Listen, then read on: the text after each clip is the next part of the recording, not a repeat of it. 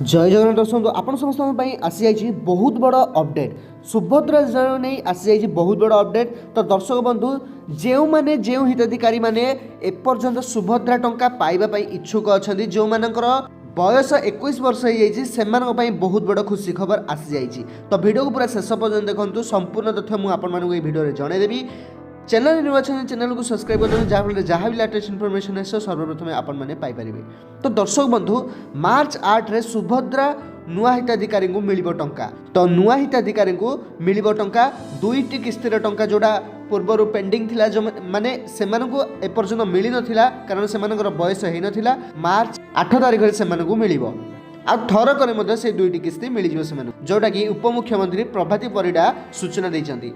आज सुभद्रा पोर्टाल रे आवेदन करें से समस्त हिताधिकारी जो मानकर बयस 21 वर्ष आ जे मानकर मध्य फॉर्म रिजेक्ट होईची से माने मध्य आवेदन करें आ जो मानकर एपर्यंत टंका आसी नहीं से माने मध्य आवेदन करें। तो मासे पर्यंत सुभद्रा पोर्टाल ओपन रहिबा आपण मानक पई जे माने एबे आवेदन करबा को चाहुचंती आ 21 वर्ष होइथिले ही आपण आवेदन करि परिबे। ताठो कम बयस जदी होइथिबा आपण माने आवेदन करि परिबे नाही कारण आपण मानकर आधार कार्ड सहित सेटा लिंकिंग रहूची।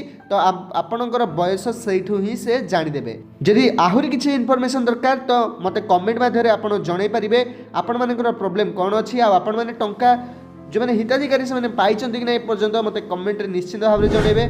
पुणी देखा नेक्स्ट वीडियो रे नेक्स्ट इन्फॉर्मेशन सहित। जय जगन्नाथ।